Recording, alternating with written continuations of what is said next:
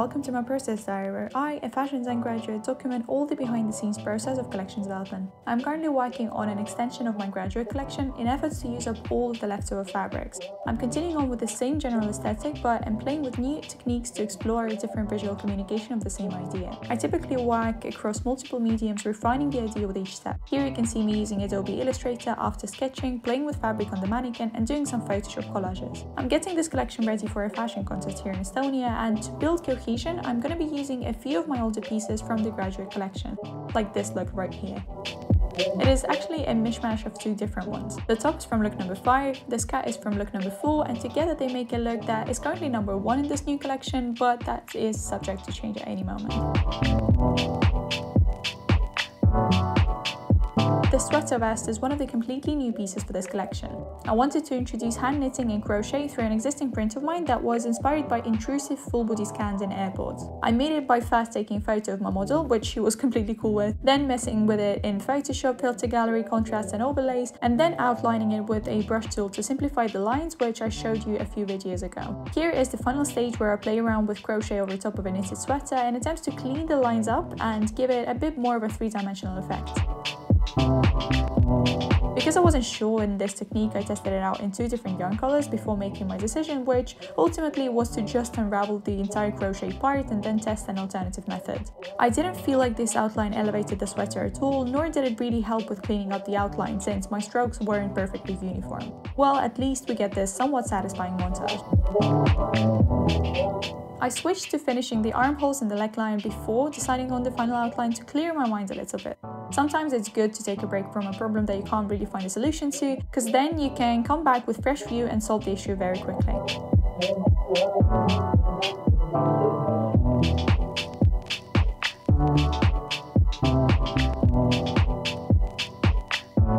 I went for the mismatch look color-wise because the vest itself is not symmetrical overall and has a flow to its design, so I wanted the line to continue traveling organically throughout the piece. I looped my knitting once it was long enough and attached the armhole with a crochet hook and thought of a really cool outlining method in the process. I chained the strands long enough to go around the entire perimeter of the print and then did 1 row of single crochet. This gave me a thick outline that curled up a little bit and had a V-shaped stitch on both sides, making it look clean and three-dimensional, just like I wanted.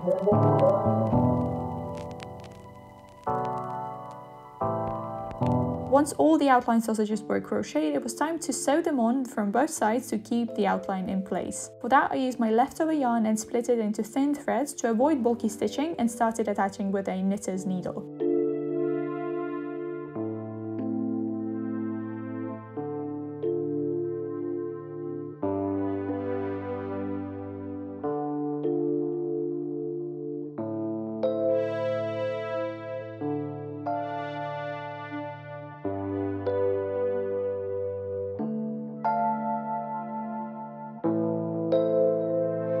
Almost all of my crochet pieces are attached. The last one to go is this little section, and I decided to opt in for white instead of the grey, which you can see on the side. It looks a little bit too bulky and like unnecessary to put here, right? Because it doesn't attract enough attention, and because you already have 2 sections of this pretty dark purple in this area, it doesn't seem like it belongs. It just feels like it's crammed in there. Whereas when you switch it for white, even though it's the same thickness, same length, all of it, because it's white, it attracts attention. It brings your eye to that area, and especially because we have so much light color happening here and in this area, because of the light colors, your eye is drawn to the left, and then this little piece brings your eye to the right, kind of like a smooth transition to the right area, which I really like. And even though the outline of this section is in gray, it is thick enough to cover all of those side edges, so I'm going to be stitching it right now, and with this our sweater is going to be done.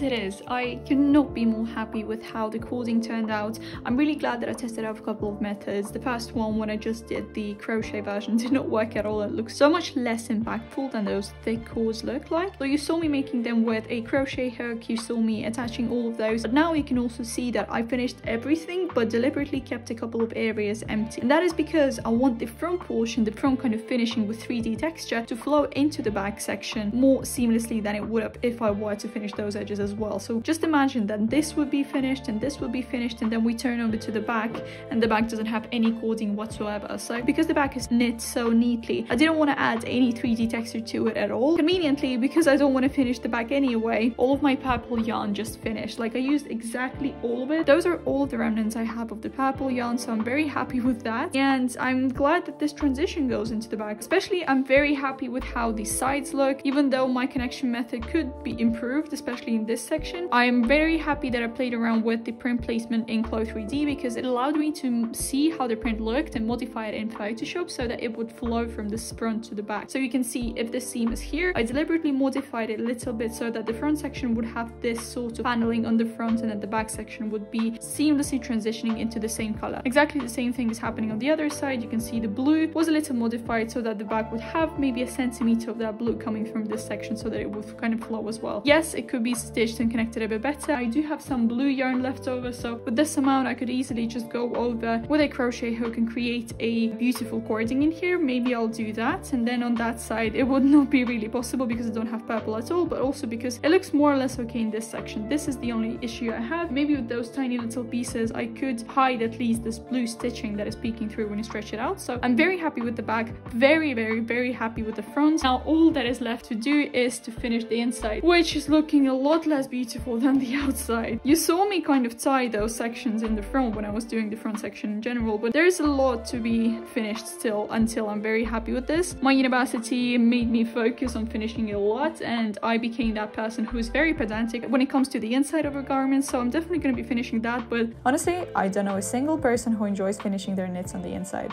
If you happen to be that person, I'm sure that a knitwear designer would love to have you as their intern or maybe assistant, so go ahead and try that.